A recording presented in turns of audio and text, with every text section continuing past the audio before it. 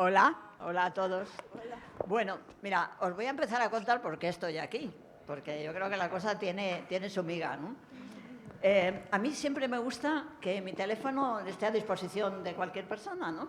Entonces yo, pues, a veces voy en el metro, bueno, muchas veces, y si alguien me cuenta algo y yo le digo, bueno, te doy mi teléfono. Entonces yo he dado mi teléfono a muchísima gente, ¿no? Y os tengo que decir que nunca nadie ha abusado de mi teléfono, lo cual quiere decir que la gente en general es fantástica.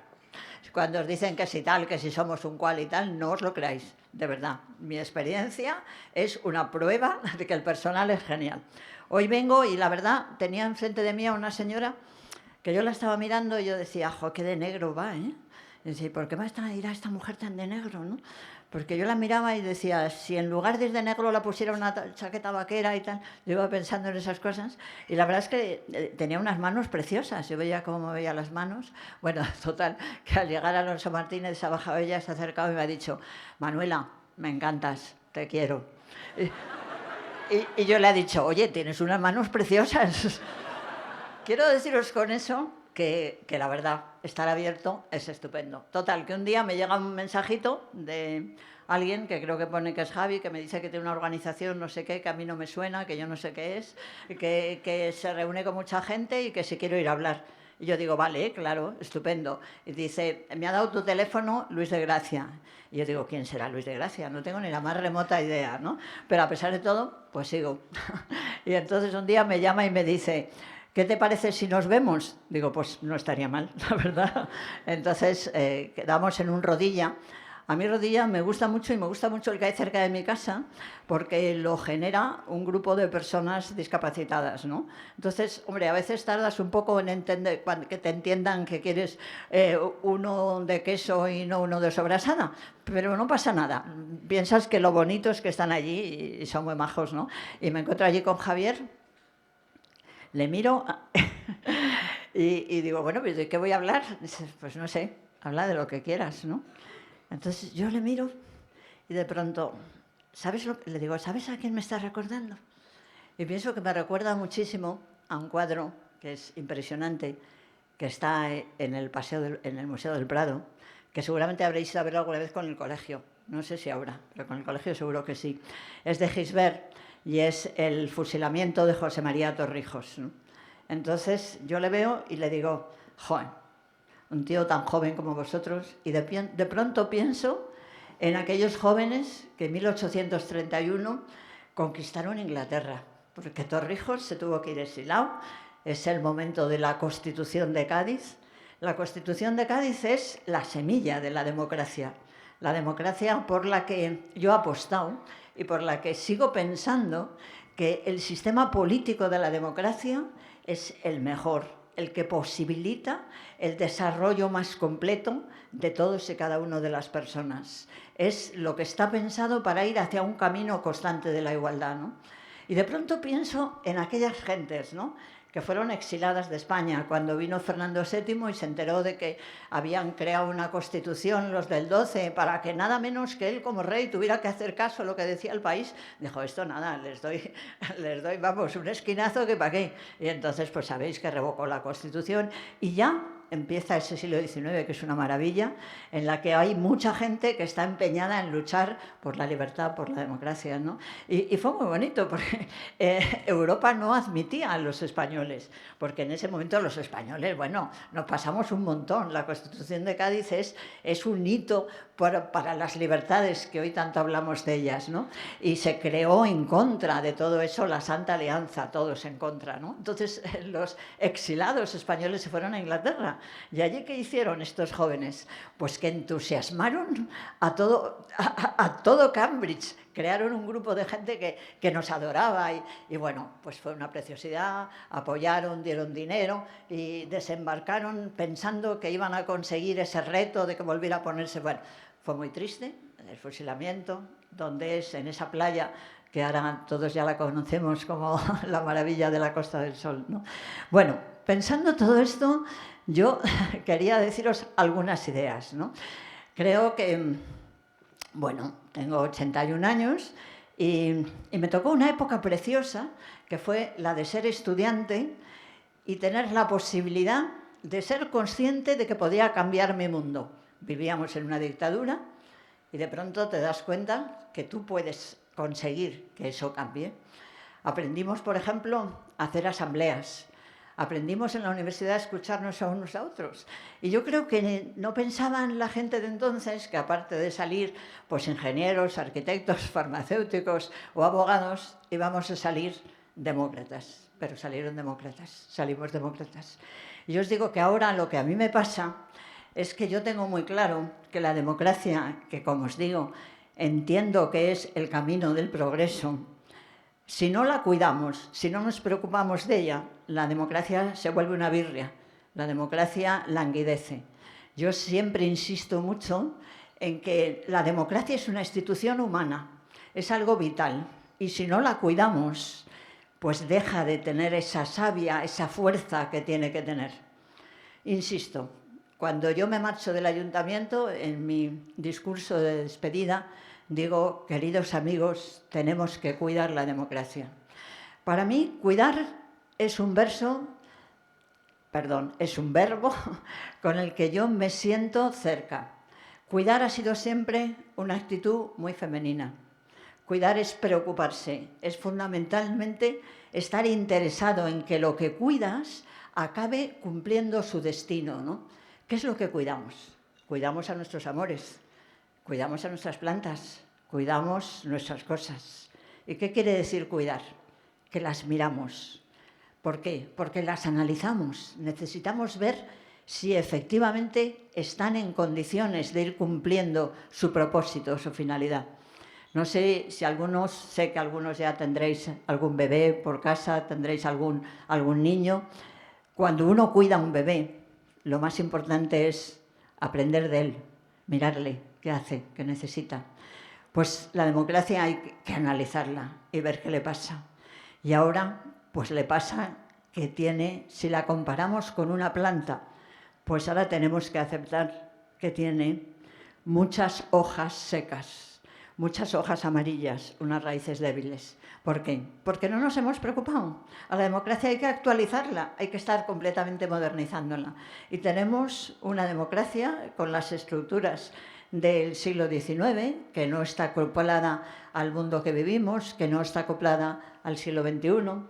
Tenemos unos partidos políticos que han desfigurado la esencia de lo que puede ser un partido y se ha planteado como una carrera política en la que uno tiene que defender específicamente sus estructuras políticas para seguir en el trabajo.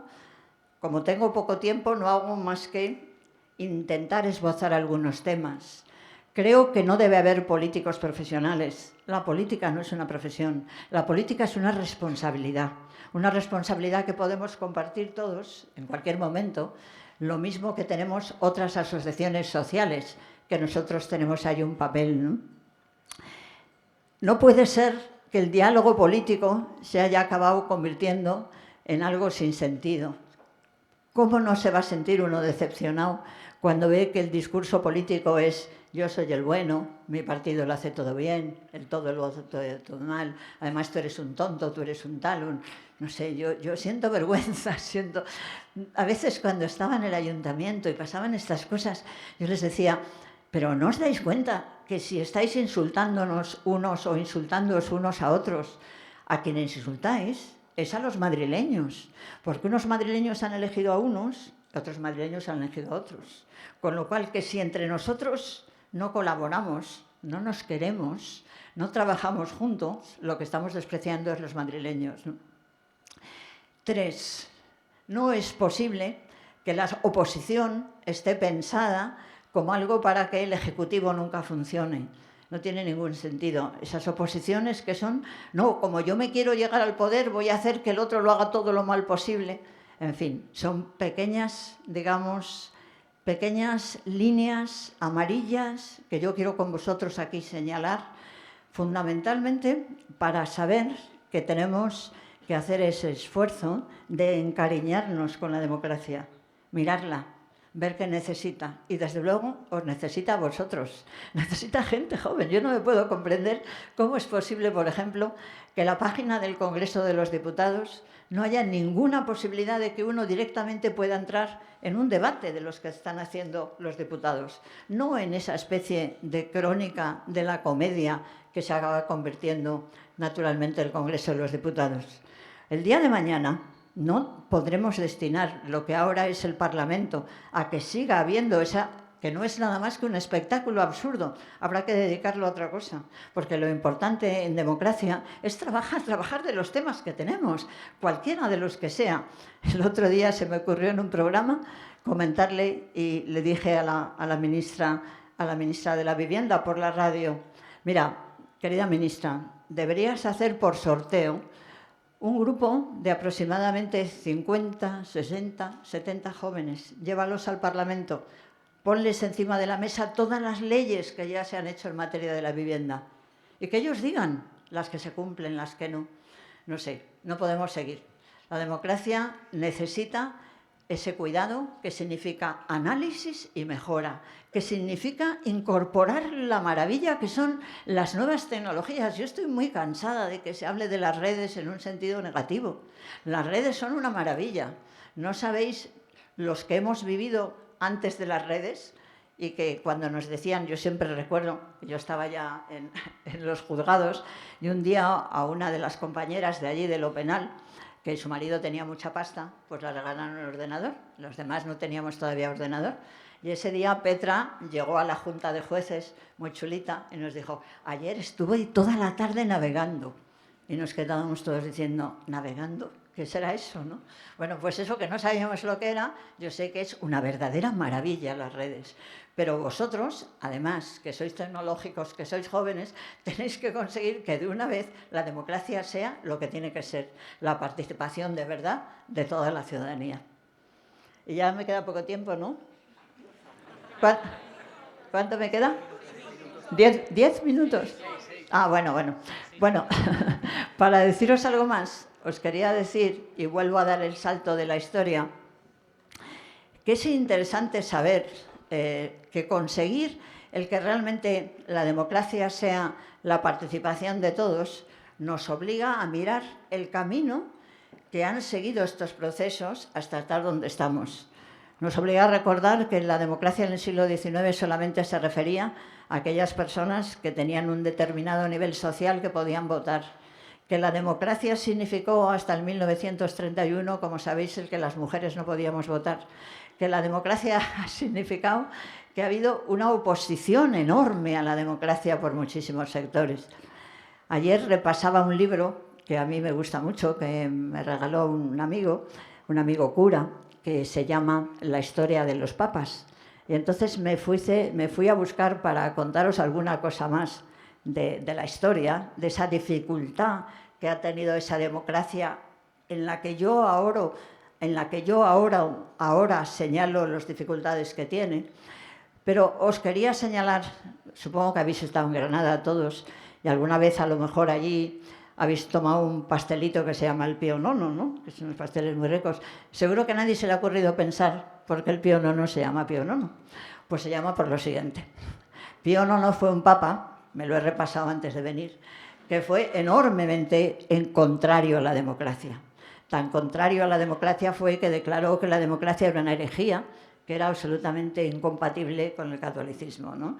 Entonces, es impresionante las tensiones que tiene, hay un momento muy difícil, además se está produciendo la unificación de Italia y al Papa le echan de Roma. Antes el Papa era el presidente, como si dijéramos, el rey de Roma, y en ese contexto hay un movimiento dirigido por una persona extraordinariamente contraria a la democracia, que se llama Félix Sardá i Salvani. Es un sacerdote de Sabadell que escribe un libro diciendo, de nuevo, que todo esto de las libertades es pecado. Y esta persona organiza unas campañas enormes para apoyar a Pío IX. Se dice que Pío IX le han quitado Roma, que Pío IX no tiene dinero, y mira por dónde un pastelero de Granada dice, bueno, pues yo haré unos pasteles que tendrán la cara del Papa y se llamarán piononos. Bueno, pues ya sabéis algo más. ¿Eso qué quiere decir?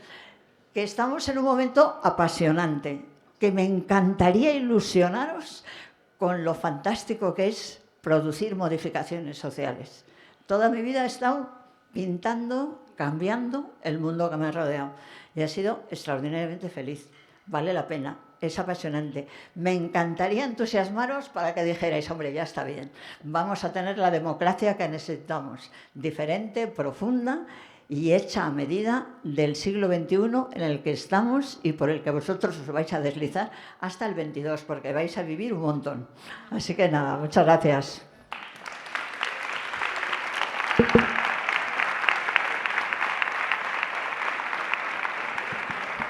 Muchísimas gracias, Manuela. Bueno, Manuela, lo has bordado a falta de 2 minutos, 15 minutos a partir de ahora. Entonces, nada, preguntas, tendremos 45 minutos. Entonces, como Almudena me acompaña al escenario, te vamos a dar ese honor de la primera pregunta. Esto es. Entonces, como ha dicho Enrique antes, no es la presentación de vuestro libro, tampoco es un debate, es más plantear cuestiones ya que tenemos a una invitada tan especial. Entonces, bueno, como tengo este privilegio por tener el micrófono, Manuela, yo tenía pensada una pregunta, luego has hablado de los cuidados y digo, ay, es que ese es mi tema, pero te voy a hacer la pregunta que tenía pensada y es, has hablado del diálogo. Como persona que vivió la transición y muy implicada, ¿no?, en cambiar las cosas, como persona que has visto cómo gente de todos los sitios, ¿no?, del espectro ideológico se ponían de acuerdo y eran capaces de nombrar terrenos comunes, por lo menos para permitir la convivencia, ¿no? Has hablado también de la libertad. ¿Qué nos pasa? ¿Qué nos pasa ahora? ¿Qué se ha roto para que en esta sala y fuera a veces nos dé miedo o vergüenza decir, no, si es que yo estoy de acuerdo con esto, que lo defiende la persona que se supone que está enfrente, ¿no? ¿Qué se ha roto?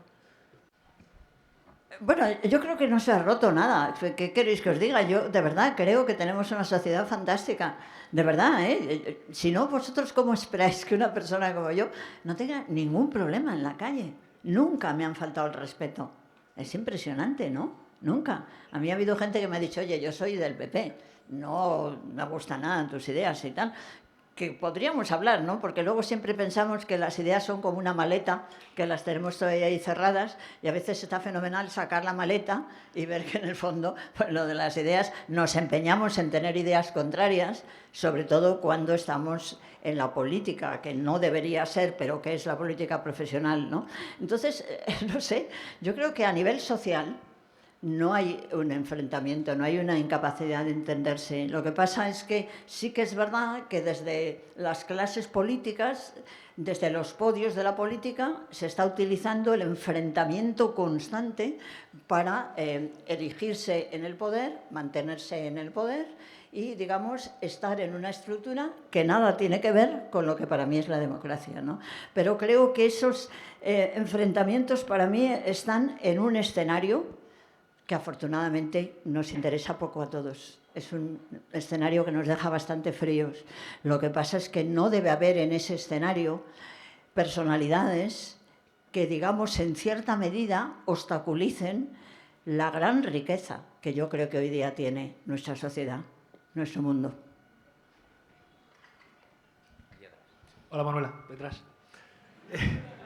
Has hablado de cuidar, has hablado de los jóvenes, muy bien, pero yo quiero hacerte una pregunta que le hice también a otro expolítico que vino, que es ¿cuál es la razón para, sobre todo llegando al diálogo de cuidar, cómo uno deja la política con ese pensamiento de querer cuidarlo todo y que todo salga como uno no quiere, sino como dialogando con todo el mundo?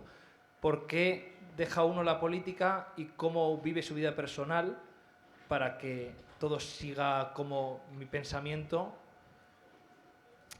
en la vida, o sea, en la vida personal, vaya, o sea, como... Sí. Un poquito lío, me ha parecido un poquito lío. Perdona, ¿eh?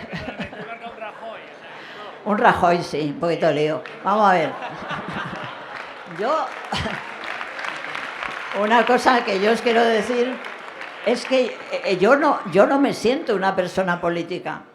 Yo he sido alcaldesa, pero como podía haber sido otra cosa. Yo fui alcaldesa, me encantó, fue estupendo, estuve 4 años y dejé de ser alcaldesa, lo mismo que fui jueza de vigilancia penitenciaria, o abogado laboralista, o relatora de Naciones Unidas. Son cosas que la haces un día, desarrollas un día, se acaba y se ha acabado. Yo no soy política, a mí nunca me ha interesado la carrera política.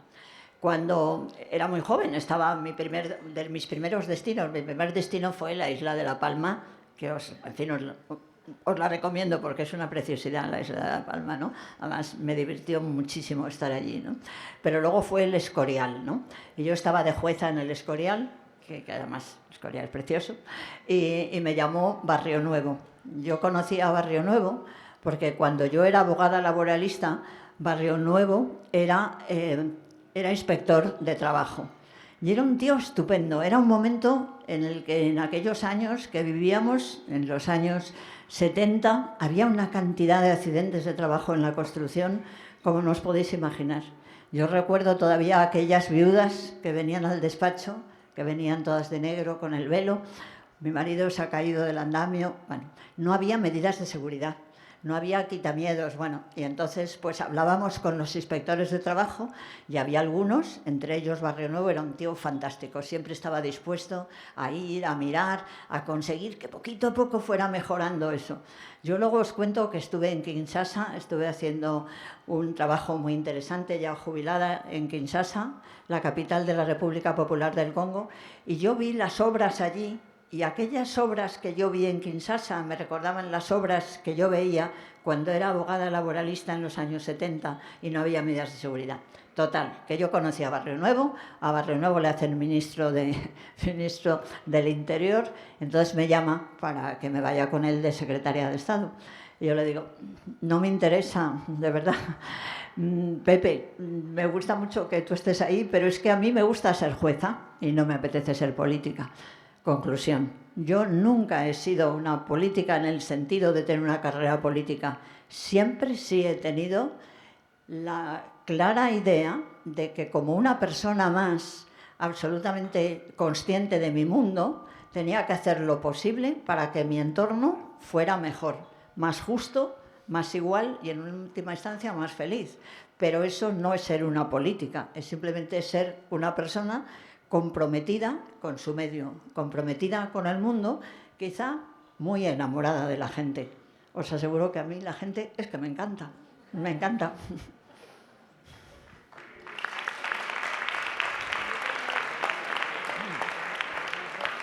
Oye, la otra que no sea estilo Rajoy, que es muy difícil. Hola, hola. Manuela, aquí. Venga, aquí. ¿Dónde estás? Enfrente. Enfrente. Aquí. Vale, sí. Voy a intentarlo. Venga.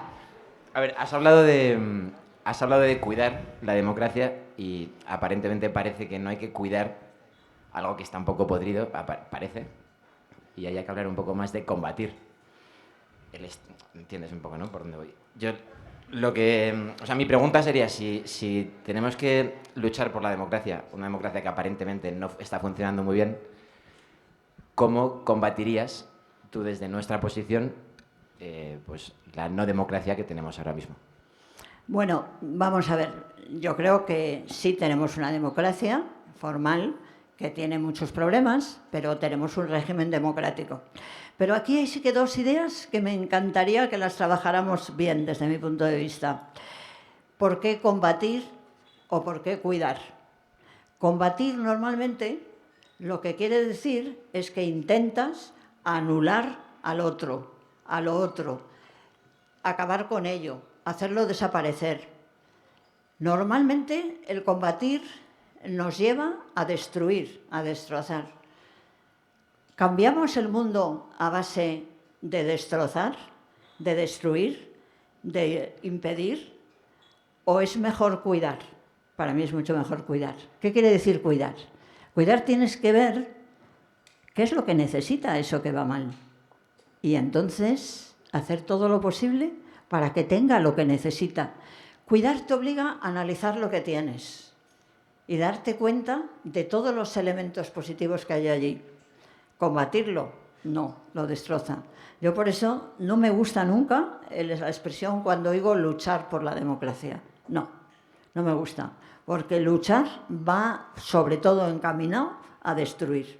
Y sin embargo, cuidar es transformar, cambiar, dar una alternativa. Y si quieres, lo probamos, probarlo en vuestra vida. Probar a destruir algo o probar a cuidar algo, ¿no? Yo creo que vale la pena, pero hay que probarlo.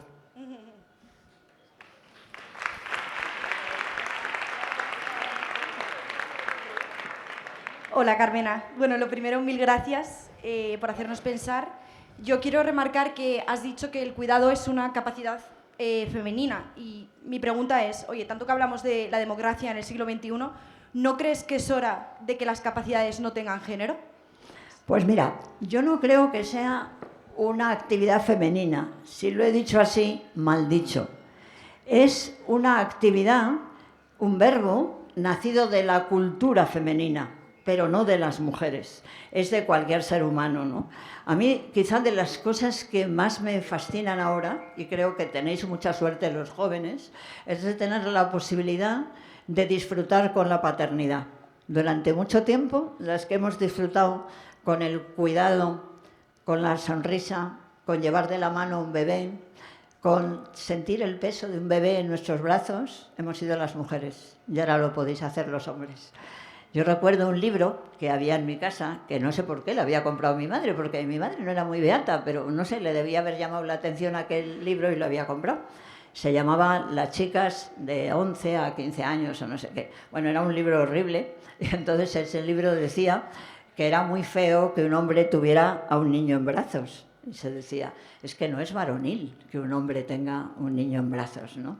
Bueno, creo que afortunadamente vosotros hoy día no tenéis que vivir esa absurdez, esa estupidez de pensar que solamente todos los elementos que tienen que ver con el desarrollo de la sensibilidad y aquello del cuidado y la maternidad lo es muy importante, es patrimonio de las mujeres, es de todos. A mí me encanta ver a los hombres cuidando a los niños, ver a los hombres sonriéndolos, teniendo el peso de sus bebés encima, no sé, vale la pena. Me encanta además, y quizá vosotros no lo conozcáis, pero cuando me marché del ayuntamiento me empeñé.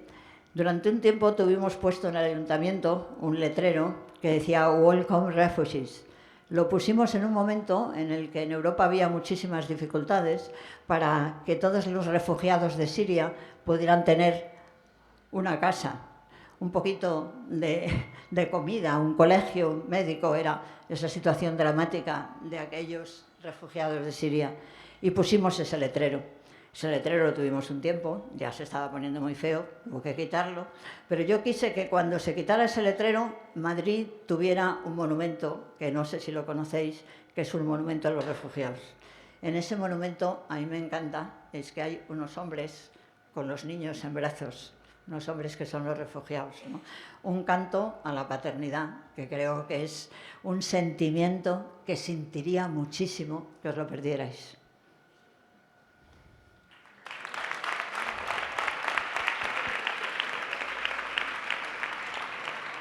Hola. Hola, Manuela. Hola. ¿Qué tal? Muchas Hola, gracias. solamente me preguntáis los de cerquita, ¿eh? Los Ya. demás no se atreven, ¿no? Es que me es Venga. fácil pillar el micro. Venga. Pues yo te quería preguntar, pues desde nuestro papel de jóvenes y de ser agentes de cambio y tal, ¿cuáles son los espacios o las redes que crees desde los que podemos generar más impacto? Porque, o sea, yo siento que pues, los jóvenes somos los que tenemos estas inquietudes, ¿no? Por mejorar, por cambiar, pero muchas veces nos cuesta un poco como encontrar estos lugares donde poder impactar, porque pues desde el trabajo a lo mejor hay ciertas limitaciones, o sea, no podemos llevar a cabo tanto nuestros valores o nuestros ideales como nos gustaría. Y también veo que hay mucho dentro de la juventud como esto de enfrentarnos, ¿no? De vernos rivales más que colaborar y construir todos juntos. Entonces, ¿qué tipo de redes o espacios crees tú que pueden tener más esa oportunidad? Me encanta, pero no os lo voy a decir, porque solo tenéis que adivinar vosotros. Hasta ahí va a llegar yo a decir lo que tenéis que hacer vosotros para nada. Yo lo que os quiero decir es que os puedo explicar como si yo fuera un GPS lo que yo hice. Es decir, porque yo creo que los viejos tenemos de bueno que somos GPS, ¿no? Porque, vale, hemos hecho el camino. Es decir, he estado 81 años en este mundo y he hecho muchas cosas, ¿no? En mi función de GPS os diría imaginar. Tenéis que imaginar. No vais a encontrar recetas, no vais a encontrar materiales. Vosotros tenéis que decir qué quiero hacer, qué quiero conseguir. Y tenéis que imaginároslo, tenéis que inventároslo. Mirad, los despachos laborales nos los inventamos. Fue un invento fantástico. En aquel momento hacía falta eso. Claro que sí. No sé, ahora inventaros lo que tengáis que hacer. Yo creo que eso es, no sé, yo cuando hice las oposiciones, la verdad es que fue una cosa muy bonita, porque yo estaba de abogada y dije, bueno, me apetece hacer justicia en lugar de pedirla. Dije, a ver, ¿qué hay que hacer? ¿Hay que estudiarse 500 temas? Pues ala, se los estudia uno y ya está. Me los estudié, saqué las oposiciones, entonces llegas y dices, ahora quiero cambiar la manera de hacer los juzgados, quiero cambiar la manera de juzgar, y te empiezas a imaginar lo que quieres hacer. Y luego piensas a ver cómo lo haces. En eso, a veces metes la pata, sin duda, y a veces te dan un coscorrón que no te quiero ni contar. Pero es muy importante que sepáis, primer modelo, imaginar. Segundo, saber que cuando se cambia, siempre hay una fase del cambio en la que todo el mundo te dice que eres utópico, que eso no puede ser, que eso es una locura, que eso no sé qué. Esa es la primera fase del cambio, ley del cambio, 1. 2, bueno, empiezas a cambiar, entonces ya muchísimo peor. Si pueden, te presentan una demanda, una querella, lo que sea. ¡Buf! Horrible, esto no puede ser, esto es malísimo, no sé qué. 3, se cambia y empieza el resultado. Entonces la gente dice, sí, ya lo decíamos nosotros, si nosotros ya lo habíamos hecho, ¿no? Esta es las 3 fases activas del cambio. Y luego tiene una 0 que es preciosa. La 0 es preciosa. Tú dices, habría que hacer esto, habría que hacer lo otro, y nadie te dice nada. El silencio absoluto. El silencio absoluto es la fase 0 y hay que tener muchísimo cuidado de no desanimarse. Porque uno dice, pero ¿cómo es que nadie dice nada? Empieza a hacer, verás cómo lo van a decir.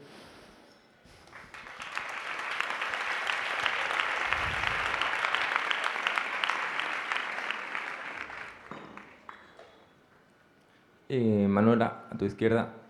Aquí. Vale. Es rápida. ¿Crees que el bipartidismo ha hecho o está haciendo daño a la democracia que tú has planteado? Puedes responder con un sí o no, si quieres. No, yo creo que los partidos en general están haciendo daño. En general, todos, no solamente uno u otro. Porque están perdiendo un sentido que es el de la no profesionalización de la política. Yo el partido lo entiendo como un núcleo de debate absolutamente abierto. Y sin embargo, si empezáis a ver los análisis de los partidos lo más importante es que cada uno no se salga de la línea. Cuando vosotros veis un debate, ¿no? Veis que los de un partido aplauden a los suyos, los otros aplauden a los suyos. Es decir, hay una especie de cantonalismo ideológico, ¿no? Y eso es extraordinariamente negativo. Yo soy partidaria de que los partidos evolucionen a ser estructuras abiertas, que no se presenten a las elecciones, sino que lo que se presenten sean programas, que no se presenten personas, sino que se presenten programas a las elecciones y que esos programas puedan estar apoyados por unos o por otras personas. Yo soy partidaria de que en este siglo XXI se empiecen a utilizar otros medios de participación política que no sea la representación a través de partidos. Soy partidaria de la representación por sorteo. Soy partidaria de que se elijan a determinados ciudadanos que tengan que decir, por ejemplo, si les parece correcto, las alternativas, los trabajos que están haciendo, las políticas que están desarrollando unos u otros partidos, ¿no? La representación por sorteo es un reto que espera, es un reto necesario. Cuando yo digo esto, la gente se queda sorprendida y dice, bueno, ¿y cómo va a ser posible que pudiera funcionar algo por pura representación por sorteo? Os pongo 2 ejemplos muy importantes. La representación electoral. Toda la administración electoral es una administración elegida por sorteo ciego. La primera vez que yo fui presidenta de la cuestión de las elecciones, de la Junta Electoral, perdonar, de la Sierra, yo estaba en el Escorial entonces, ¿no? Y cuando piensas que tienes que conseguir que funcionen todas las mesas, que funcionen todos los presidentes, que no haya trampas, dices, ¿cómo lo vamos a hacer? Al final, por puro sorteo sale bien. Y es realmente maravilloso ver a una persona que no es nadie, que un día es la autoridad. Y ese día está en la mesa, la autoridad, da igual. A lo mejor es un camarero, a lo mejor, no sé, es un barrendero, a lo mejor es un ingeniero, da igual. Es el presidente de esa mesa y es quien va a decidir el proceso electoral. Y tenemos un proceso electoral absolutamente limpio en España. Bueno, y se debe a la participación popular. 2, el jurado. Cuando, claro, yo viví la ley del jurado, ¡guau! Va a ser un lío, no sé qué. Yo como magistrada he dirigido muchos jurados. Yo os aseguro que la gente llega al jurado a veces con miedo, a veces con preocupación. Cuando salen de haber participado en un jurado, la mayor parte de gente se siente satisfecha. El jurado se elige por sorteo popular y funciona muy bien. ¿Por qué no elegir organismos de evaluación de las políticas hechos por sorteo? Por sorteo cualquiera, por sorteo de cualquier tipo, ¿no? Da mucho resultado. La última etapa mía del ayuntamiento lo creamos una experiencia muy interesante. Tuvimos la posibilidad de escuchar a 48 ciudadanos elegidos por puro sorteo, empezando a debatir sobre temas que, sin embargo, nosotros, los concejales elegidos por los correspondientes partidos políticos, no nos entendíamos y ellos se entendieron. No había enfrentamientos, lo abrieron. Ahora mismo la representación por sorteo empieza a funcionar en muchos países. Ha tenido una importancia verdaderamente trascendente en Irlanda en relación a determinadas cuestiones. Se están produciendo también en Francia. Venga, seamos innovadores, hagámoslo nosotros también aquí. ¿Por qué no?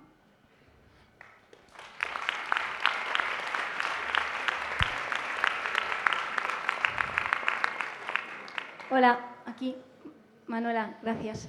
Yo le quería preguntar que usted plantea el diálogo como la base fundamental de la democracia, he creído entender. Sí. Pero ¿cómo es posible un debate si hay ideas que ni siquiera hoy en día se pueden tener? Porque el mero hecho de plantearlas te llaman cualquier cosa acabada en fobo o fascista, o se plantean cordones sanitarios desde partidos como el que a usted perteneció, o hay a periodistas que ni siquiera se les responde porque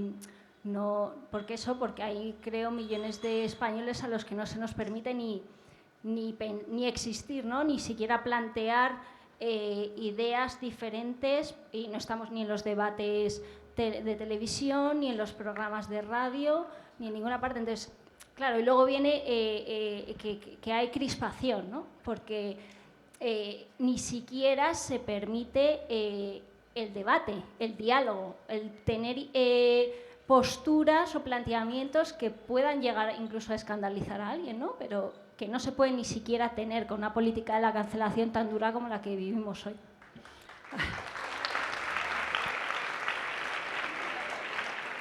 Pues esos aplausos, yo me sumo a ellos por una razón, porque yo estoy en contra de la cancelación, estoy en contra de las líneas rojas, al contrario, estoy a favor de profundizar en el diálogo, pero también os digo que porque estoy dispuesta a profundizar en el diálogo, sé que hay que buscar en esos diálogos cuanto antes lo que nos une. Buscar la manera de entendernos en lo poco para ir acercándonos en lo mucho, ¿no? Y fijaros, yo os voy a contar una experiencia que a lo mejor os va a llamar un poco la atención.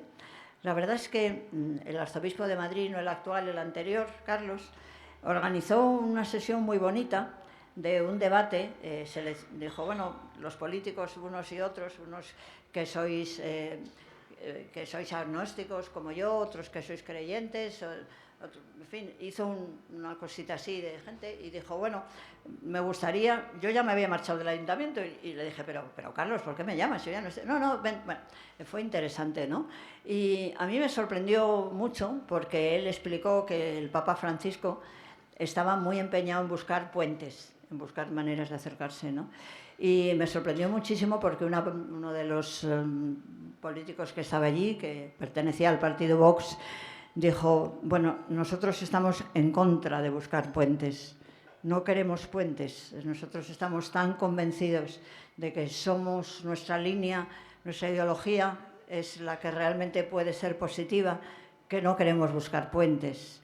Y como estábamos en un ámbito religioso, en el que naturalmente el Evangelio pues pesaba sobre las consideraciones que nos hacía el arzobispo, añadió, dice, yo me siento cerca de ese acto del Evangelio en el que Jesucristo, con un látigo, con unas cuerdas, expulsa a los mercaderes del templo, ¿no?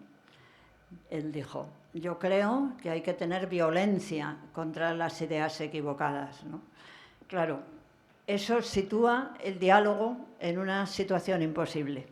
Es decir, el diálogo solamente es posible si se parte de que nadie está absolutamente seguro de que su postura es absolutamente cierta y veraz.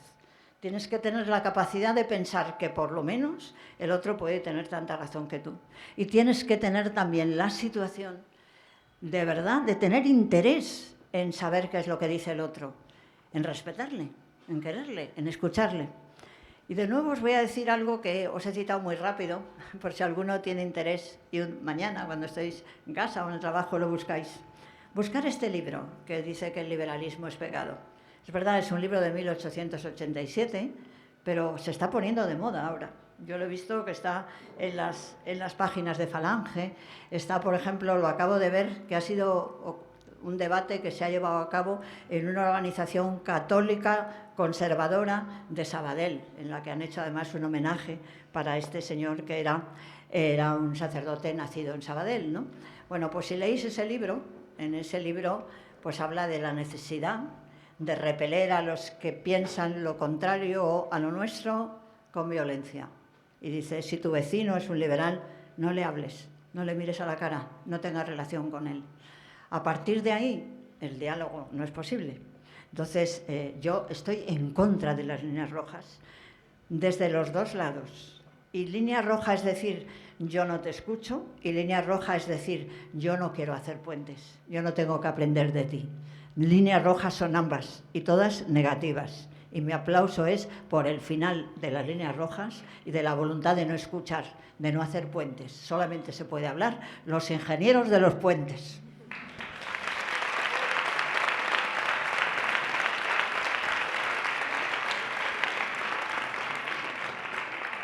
Hola, aquí enfrente. Enfrente. Ah, fenomenal. Sí, yo te quería preguntar, por tu experiencia como abogada y como jueza, ¿qué te parece, en qué punto estamos del sistema de justicia punitivista versus una cosa más restaurativa, mediadora? Y si esta misma mentalidad de la que estamos hablando, de unos contra los otros, y que la consecuencia de hacer algo mal es un castigo que se refleja en el sistema judicial, también nos lo estamos llevando a la sociedad y al día a día, en vez de un diálogo, una mediación.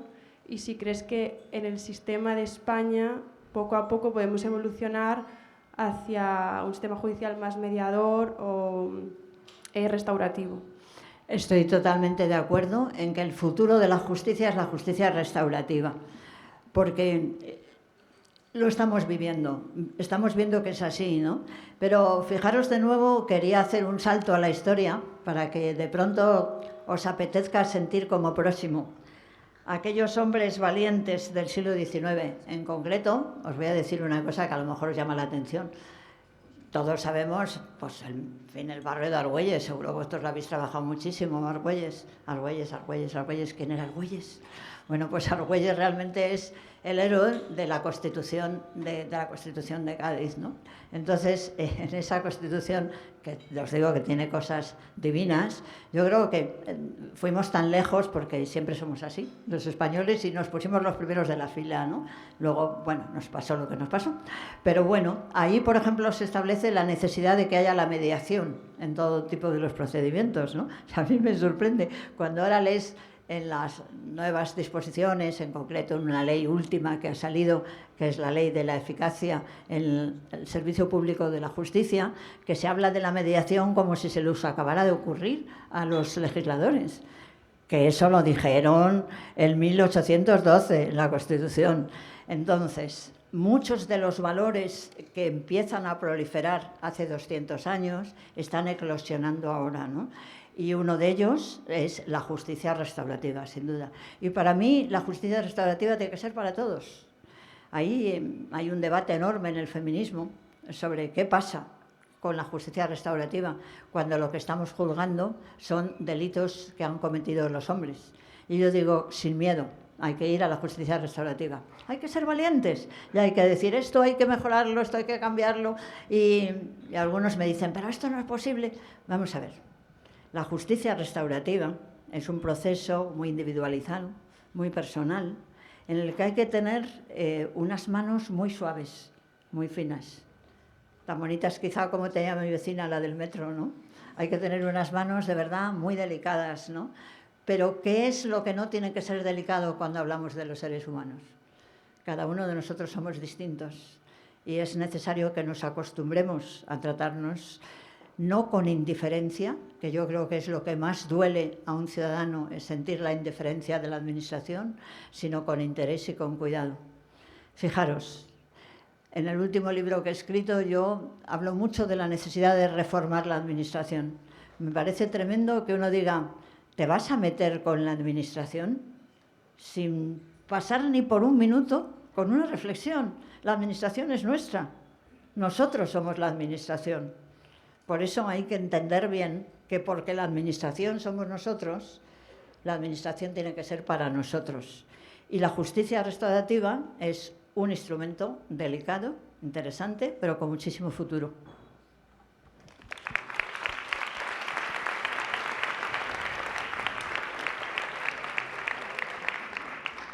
Hola Manuela, estoy aquí.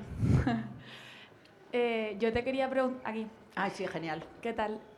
Yo te quería preguntar qué opinas del gobierno actual, qué cosas crees que están haciendo bien y qué cosas crees que están haciendo mal. Bueno, yo creo que desde el punto de vista de la manera de no lanzarse a buscar la participación ciudadana, lo están haciendo mal. Desde el punto de vista de medidas concretas que creo que han dado resultado, como puede ser la del salario mínimo, pues me parece bien. A mí, por ejemplo, me preocupa muchísimo que este gobierno progresista, no tenga una enorme sensibilidad con una ley hecha por decisión popular. Es decir, en este momento, la ley que se ha presentado desde hace ya 4 años para pedir que todas las personas emigrantes que llevan en España, que están aquí y no pueden trabajar, es una ley por iniciativa popular. La permite la Constitución. La Constitución dice las leyes las harán los parlamentarios, pero también las pueden hacer los ciudadanos. Y esa ley que yo creo que todos los partidos políticos, todos los miembros del Congreso y del Senado, cuando llegara a las Cortes una ley de iniciativa popular, tenían que recibirla con aplausos, está metida en un cajón y no se trata de ella, ¿no? Entonces eso me parece mal.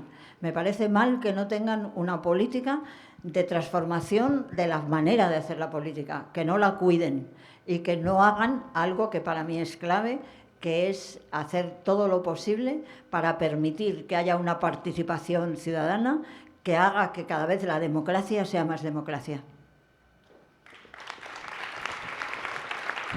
Hola, Carmena. ¿Dónde? En la barra, justo enfrente de ti. Ah, sí, ya te veo, sí. ¿Qué tal, Carmena? Bueno, lo primero, muchísimas gracias por venir.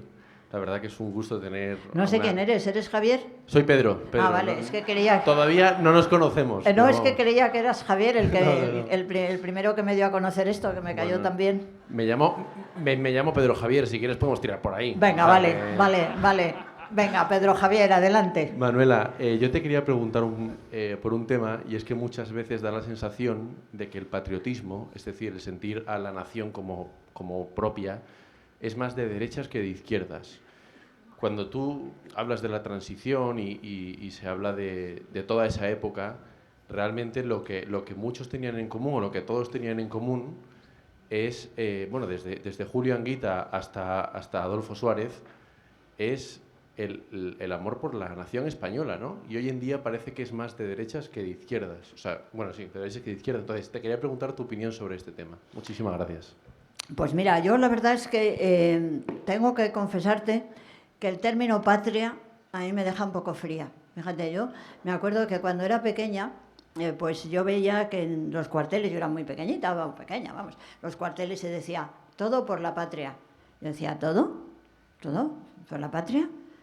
¿Todo? ¿De verdad? ¿Y quién es la patria? No, yo la verdad es que creo que el patriotismo para mí es los españoles, la gente, nosotros.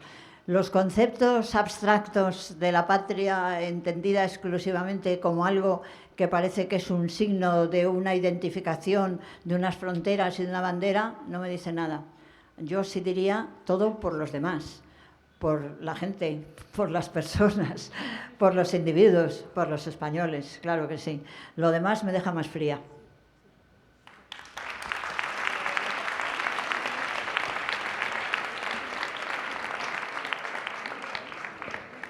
Hola, Manuela. Aquí. A la izquierda. Izquierda, Manuel. Aquí, arriba. Vale, perdonad. Hola.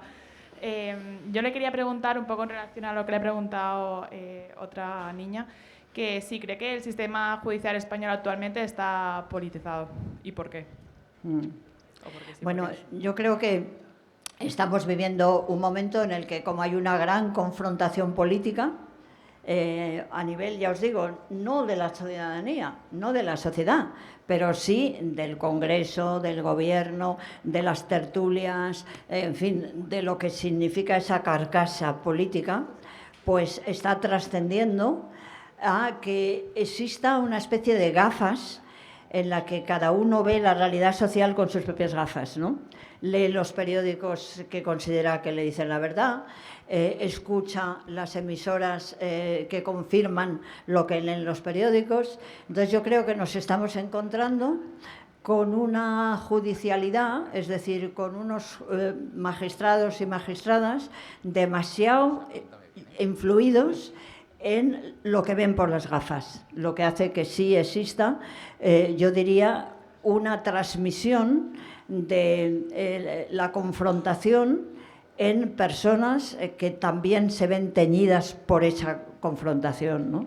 Y yo creo que eso es peligroso y malo, muy negativo, ¿no?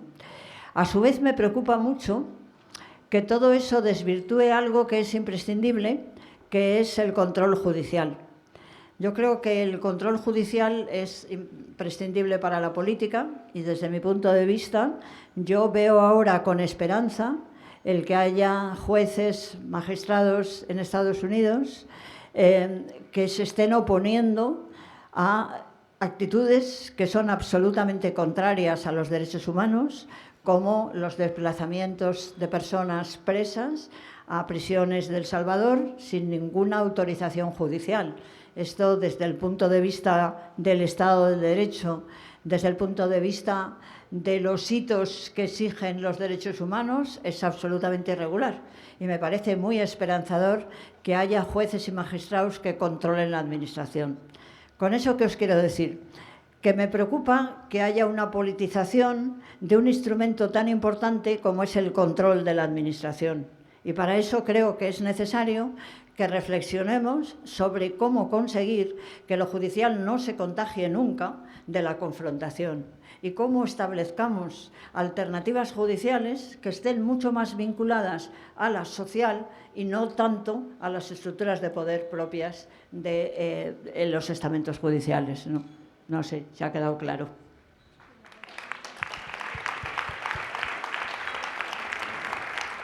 Oye, no sé, me preocupa un poco porque me parece que tengo un poquito de cla por aquí, pero por los de atrás no os oigo nada. No sé si es que os parece mal lo que digo a los de detrás o qué. Ah, vale. Buenas, Manuela. ¿Qué tal? Hola. Que yo quería preguntarte, quería reflexionar un poco sobre tú viviste la generación del 78, ese cambio tan importante en la historia de España. ¿Qué diferencia ves en los jóvenes de antes, ahora, y si consideras que los partidos políticos hoy en día no son capaces de llamar la atención de los jóvenes como sí lo hicieron en el 78? Es decir, si carece de ese objetivo común que teníais en el 78, que era transicionar a la democracia, y qué objetivo común podemos encontrar nosotros para unirnos.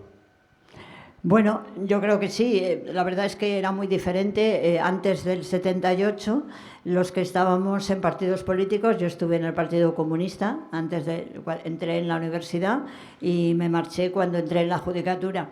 Pero me hubiera marchado igual, porque la verdad es que lo que eran los partidos en la clandestinidad no tuvo nada que ver de lo que empezaban a ser los partidos en la democracia, ¿no? Y yo creo que, vuelvo a decir lo mismo, me parece que poquito a poco aquellos partidos que empezaron con muchísima ilusión, en la que había muchas personas que habíamos, o que habían, yo no estaba, pero que habían estado en los procesos democráticos previos, pues empezaron a apartarse porque empezaron a ver que no era lo que habíamos soñado, que no era lo que habíamos creído, y yo creo que entonces pues los partidos políticos empezaron a llenarse de personas que nunca habían participado en esos procesos, ¿no? Y de pronto te encontrabas gente que te decía, no, si yo había estado, no sé qué, había estado detenido y tal. Tú le mirabas diciendo, ¿este de qué? Si este en su vida hizo nada, y ahora se apunta a qué. Bueno, pues se apunta pues a conseguir un cargo, a no sé qué. No sé, yo ya os digo, creo que descuidamos el cuidado de la democracia, no nos preocupó el insistir en que si habíamos conseguido la democracia había sido por procesos de participación extraordinaria, ¿no? Porque la gente piensa que la transición fue cuando se murió Franco, pero yo os quiero decir que en los años 70, por ejemplo, hay un congreso de abogados en el que vamos muchísimos abogados jóvenes. El régimen se pegó un susto porque dijo, pero esto está lleno de abogados jóvenes, ¿aquí qué pasa? Y tal, y empezó a llamar a los abogados de los sindicatos y tal, pero bueno, no fue posible, acabó muy bonito, acabamos abrazándonos, pidiendo la amnistía, pidiendo derechos para las personas que estaban en ese momento presas, ¿no? Y era el año 70, es decir, que la transición fue un proceso lento de introducir los valores del diálogo y de la reconciliación en la sociedad desde prácticamente los años 60, ¿no? Cuando se llegó a la democracia, pues hubo unos primeros años de muchísima ilusión, de muchas ganas de conseguir configurar lo que habíamos soñado con las nuevas estructuras, pero yo creo que poquito a poco se fue debilitando. Por ejemplo, las asociaciones de vecinos que habían tenido mucha importancia se les empezó a poner pegas, los sindicatos empezaron a tomar otras trayectorias, no sé, se nos olvidó seguir cuidando la democracia. Y ahora, pues vosotros tenéis en ese sentido que hacer ese renacimiento de las nuevas organizaciones sociales.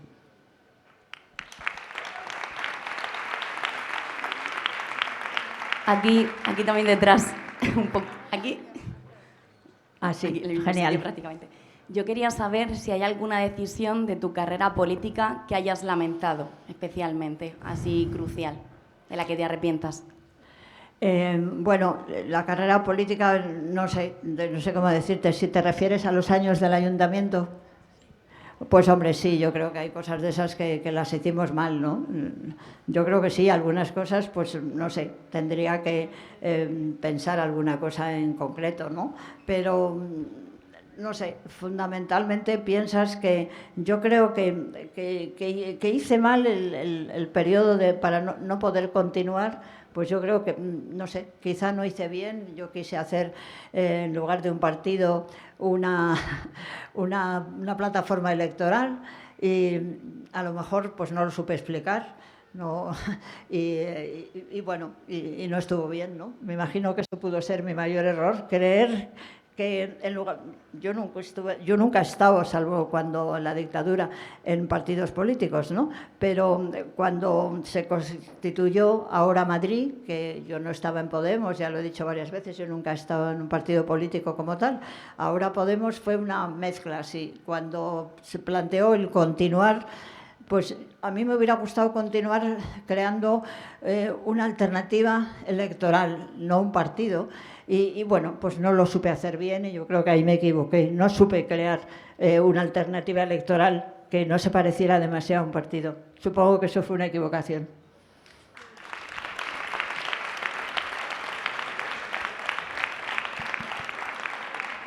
Bien, última pregunta. Uy, qué pocas, ¿no? Ya, se pasa volando el tiempo. Aquí, Manuel, atrás. A ver. Muy bien. Hola, Manuela. Yo te quería preguntar, porque has hablado del diálogo y del construir juntos con toda la gente que piensa diferente. Has puesto varios ejemplos de esta persona de Vox que decías que no, que se posicionaba contra el diálogo. Es verdad que yo también he conocido a gente de Vox que dice exactamente lo mismo del otro extremo, con lo cual yo quería preguntarte en positivo, ¿tú qué experiencia tienes en tus años en la política de trabajar con los que piensan de forma diferente y cómo lo has vivido también con las presiones de tu propio partido? Plataforma electoral, que luego fue partido, pero porque evidentemente la presión electoral la presión para que todo parezca una confrontación es también una presión de cara a que en TikTok o en Instagram queda muchísimo mejor estar discutiendo con el otro que estar de acuerdo. Con lo cual, ¿cómo lo has vivido esto también? Pues mira, la verdad es que yo tengo algunos datos, algunos actos que recuerdo y que fueron muy emblemáticos, ¿no? Y hay uno que lo he contado yo alguna vez, ¿no? Porque fue muy interesante. A mí me parecía que la presidenta de la Comunidad de Madrid, que entonces era la señora Cristina Cifuentes, que pertenecía al Partido Popular, y yo misma, teníamos tantas cosas en común en Madrid que forzosamente nos teníamos que llevar bien, teníamos que hablar y discutir y tal. Bueno, entonces, ella sacó así un panfletito poniéndome un poquito mal y entonces yo pensé que tendríamos que comer juntas, ¿no? Y bueno, una cosa que no sabéis, yo en el ayuntamiento hacía yo la comida porque me gustaba mucho y cuando tenía unos invitados, pues yo hacía la comida allí, ¿no? Y era muy divertido porque llamaba el secretario que yo tenía y decía, por ejemplo, mire, que como va a ser la señora alcaldesa la que va a hacer la comida, queremos saber si tiene usted alguna incompatibilidad, alguna cosa así. La gente decía, ¿cómo? ¿Va a hacer tal? Bueno, a mí me gustaba hacerla, ¿no? Total, que yo le dije, venga, Cristina, te invito a comer. Y la verdad es que hice un plato que a mí me gustaba mucho y que me salía muy bien, que era el pollo al curry. Y entonces, pues ya lo tenía todo preparado y tal. Y a media mañana me llamó ella y me dijo, oye, que mira, que no voy a ir, porque no me parece bien ir al ayuntamiento, porque, bueno, en el fondo porque ella tenía más categoría que yo, ¿no? Y yo creo que a ella no le parecía bien, y, bueno, cosas de esas, el protocolo. Total, que fuimos a un restaurante y cuando estábamos comiendo le dije, mira, Cristina, la verdad es que me has hecho una faena, ¿eh? Porque toda mi familia va a estar con pollo al curry una semana, así que, ¿qué quieres que te diga? Digo, ahora me debes una reparación. Y le dije, mira, la reparación va a consistir en que vamos a salir las dos del restaurante, vamos a ir a la rueda de prensa que tenemos presentada y vamos a ir del brazo, cogidas del brazo. Entonces ella dijo, vale, salimos las dos cogidas del brazo, los periodistas casi se les cae el micrófono. Pero ¿sabes qué pasa, no? Bueno, y las dos tuvimos problemas con nuestros correspondientes grupos políticos, con nuestros gobiernos, ¿no?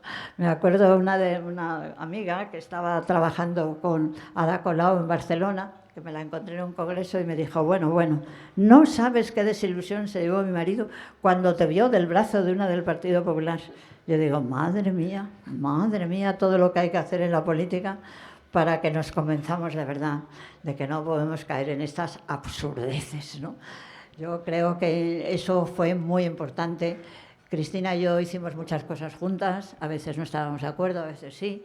Tuvimos, por ejemplo, una discusión respecto a las escuelas infantiles y nosotros pues llegamos al acuerdo de separarnos de las que hacía la comunidad, pero bueno, nos entendimos, ¿no? Y yo creo que eso es lo importante.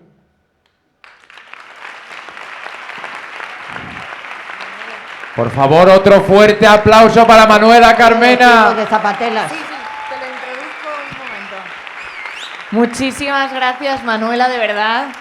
No sé, yo creo que todos aspiramos a llegar con esta alegría, esta esperanza, esta visión del mundo que tienes a los 81. Ojalá.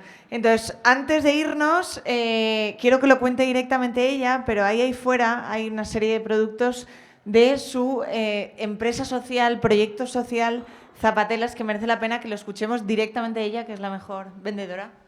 Bueno, ella me ha ayudado, porque yo quería decir 1, 2 y 3, momento de publicidad. Pues sí, señor, este es un momento de publicidad. La verdad es que la organización se llama Cosiendo el Paro y nosotros hacemos lo posible para que personas que tienen mucha dificultad para encontrar trabajo puedan tener una alternativa en nuestra organización. Hacemos fundamentalmente juguetes, yo soy la que hago los juguetes, me ha encantado toda la vida hacer muñecos, me salen muy bien, son preciosos. Cuando queráis ir a verlo, por favor, ir al mercado de La Cegada, en La Latina, ahí tenemos una tienda y yo estoy vendiendo los sábados. Los sábados de 11 a 2 se voy a vender, os aseguro que vendo bastante, me encantará venderos a vosotros. No hemos traído juguetes porque abultan mucho, pero sí hemos traído muchas cosas que no son juguetes, pero que son preciosas y que vais a necesitar y que se venden aquí muy cerquita y que yo os lo voy a agradecer porque eso quizá nos permita volver a contratar a una persona más para que tenga una posibilidad de tener un trabajo digno y aprender a hacer artesanía. Todos nuestros productos son además absolutamente ecológicos. En este momento os digo que a mí me da mucha pena, se está tirando la lana en España, la lana de las ovejas se tira. Todos nuestros juguetes están rellenos de lana de verdad. Tenemos unas amigas pastoras de Extremadura con las que trabajamos mucho y todo está hecho con tela, lana, absolutamente sostenible. Así que está ahí en ese rinconcito. Me encantará que nos compréis cosillas. Muchísimas gracias.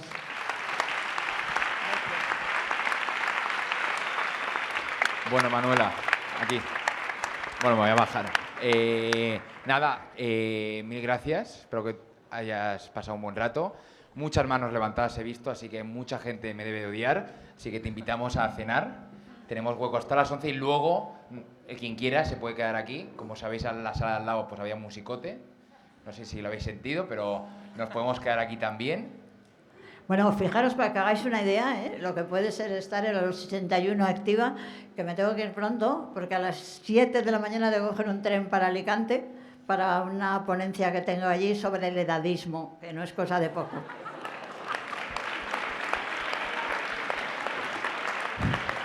Pues le podemos dar para llevar, cena para llevar, entonces nada, ahora podemos pasar un buen rato post partido, gracias a Dominos, Estradam, Aguara y Vermont Lustao. Muchas gracias por venir. Importante, próxima Cinglao, 23 de abril, con José Carlos González Hurtado. Mañana lanzamos entradas a las 2, quien no lo sepa, ha sido expresidente de Carrefour y Procter & Gamble y ha escrito el libro de Cómo llegar a Dios a través de la ciencia. Mañana a las 2. Gracias, Dominos para todo el mundo y música.